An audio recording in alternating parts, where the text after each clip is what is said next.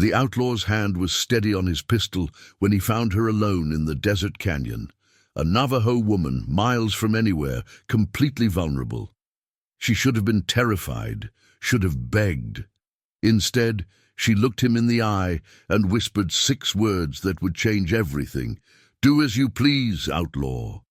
He had the gun, the power, the control. She had nothing but a fire and a prayer. But what happened in the next 3 days would shatter every assumption he'd ever made about strength and weakness, about who truly holds power when someone whispers, "Surrender." Some truths can only be learned when you're bleeding in the desert, and a woman you could destroy chooses to save you instead.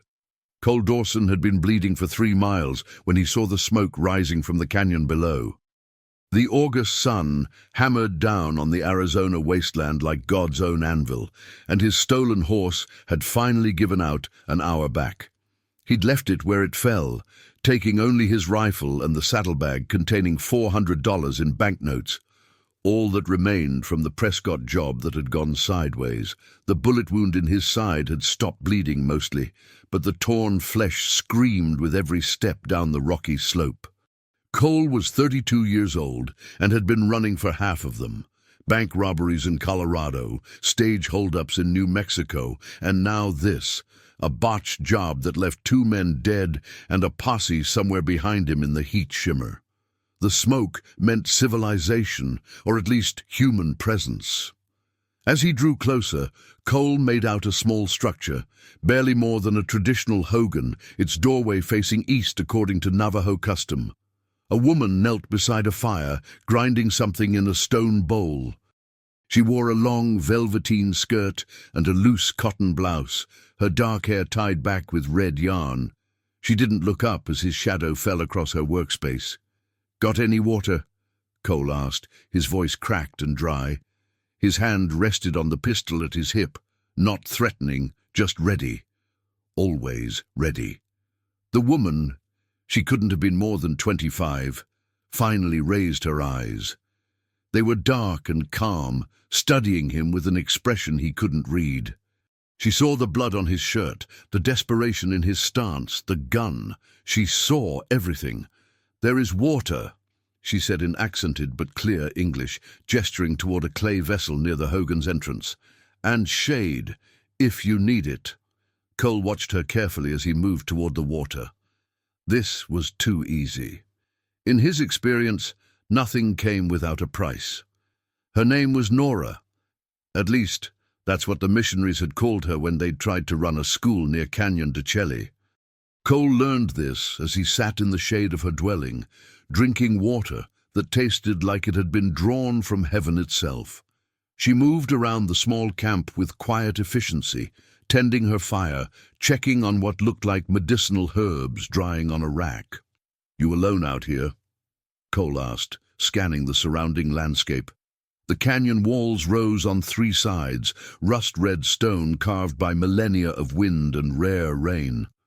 "Good defensive position," he noted automatically. "Hard to approach unseen." "My grandmother died 2 months ago," Nora replied, not looking at him. "I remained to tend her burial site and gather plants for my aunt's family. They live a day's walk north." Cole calculated. A day's walk meant she was isolated, vulnerable. The posse wouldn't come this far into Navajo territory. They never did, not unless they wanted an arrow in the back. He could rest here, tend his wound, take what supplies he needed. The woman wouldn't stop him. She couldn't. "That wound needs cleaning," Nora said, still not looking directly at him. She was grinding something in her bowl again, herbs, maybe, or corn. "It will poison your blood if left untended." "I'll manage." Cole's hand hadn't left his pistol since he'd sat down. Old habits. Nora finally turned to face him fully, and something in her gaze made him uncomfortable. It wasn't fear. He knew fear, could smell it on people. This was something else. Judgment, maybe. Or worse, pity. "Do as you please, outlaw," she whispered, her voice barely audible above the desert wind. "But I wonder, what is it you truly want?" The question hung in the air like smoke. Cole stared at her, this woman who should have been terrified, who should have been begging or running. Instead, she returned to her grinding, as if his answer didn't matter, as if he didn't matter. For the first time in years, Cole Dawson didn't know what to say. As the afternoon heat peaked, Cole's fever began to climb. He tried to ignore it, but the infection was spreading faster than he'd anticipated. The wound throbbed with a pulse that seemed to echo in his skull. Nora watched him from across the fire, her face unreadable. "You're stubborn," she observed. "Like the old ram that used to guard my grandmother's sheep. He died because he wouldn't let anyone help him when the wolf came." "I'm not a ram," Cole muttered, but his voice lacked conviction. The desert was spinning slightly, and he knew the signs. Blood poisoning. He'd seen men die from less.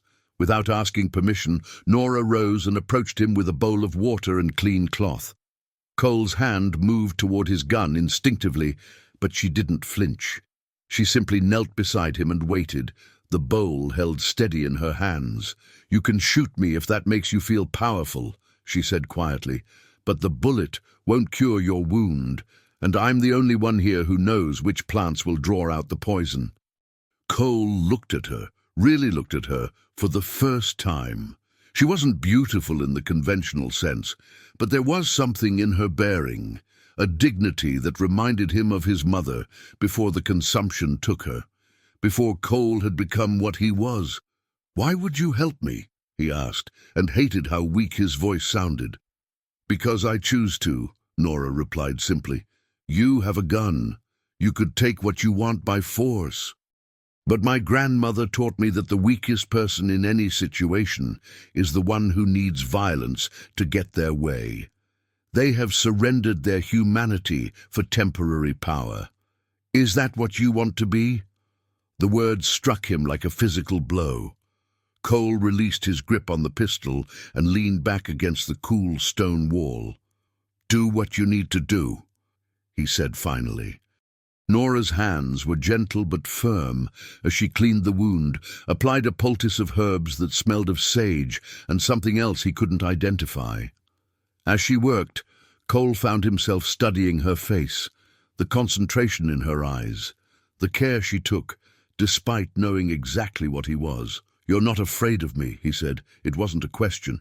"I'm terrified," Nora corrected him. "But fear doesn't mean helplessness. That's something you seem to have forgotten." Night fell over the canyon, and with it came a coolness that made breathing easier. Cole's fever had broken, the poultice working its slow magic against the infection. Nora had made a simple meal of corn cakes and dried meat, sharing it without comment. They ate in silence, the fire crackling between them. "Why are you really here?" Nora asked finally. "Not just in my camp. Why this life?" Cole almost deflected, made some tough remark about survival and opportunity. But something in the night air, or maybe the fever he'd just survived, loosened his tongue. "My father was a farmer in Missouri," he heard himself say. "Worked himself to death trying to keep land that the railroad wanted. They burned him out when I was 16. I tried going straight, worked freight lines, cattle drives, but everywhere I went, someone with more power was taking from someone with less. So I figured, why not be the one who takes?" "And did it make you powerful?" Nora asked softly. Cole laughed, but it was a bitter sound. "I'm bleeding in the desert, running from a posse, probably going to hang if they catch me. You tell me." "My people have been running for generations," Nora said, staring into the fire. "The long walk, the broken treaties, the forced relocations, but my grandmother taught me something important. You can take our land, our sheep, even our children. But the one thing no one can take is how we choose to respond to those who have power over us." She chose dignity, compassion. Even when soldiers came to force us to Fort Sumner, she chose to remain human. She looked at Cole then, and he saw tears on her cheeks reflecting the firelight. "You had power over me today. You still do. You could have taken food, water, supplies. You could have done worse. Instead, you let me help you. That's not weakness, Cole Dawson. That's the first human choice you've probably made in years." The words broke something inside him, a dam he'd built from anger and justification and pride. Cole put his face in his hands, and for the first time since he was a boy, he wept. Nora didn't move closer or offer comfort. She simply sat across the fire and bore witness to his pain, giving him the dignity of his grief without judgment. Cole woke before sunrise to find Nora already up, preparing for travel. She'd packed supplies into a woven bag, food, water, herbs. Beside the fire, she'd left his rifle and saddlebag untouched. "The posse will give up soon if they haven't already," Nora said without preamble, "but you can't go back to what you were. You know that now." Cole nodded slowly. His side still ached, but the fever was gone, and with it some of the fog that had clouded his thinking for years. "What do I do?" "That's not for me to decide." Nora shouldered her bag and looked at him one last time.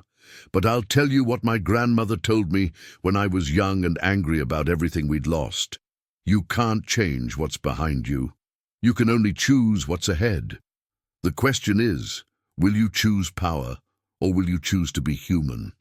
She started walking north toward her aunt's family, not once looking back. Cole watched her go. This woman who had given him water when she could have watched him die, who had healed him when she could have turned him in, who had shown him mercy when he deserved none.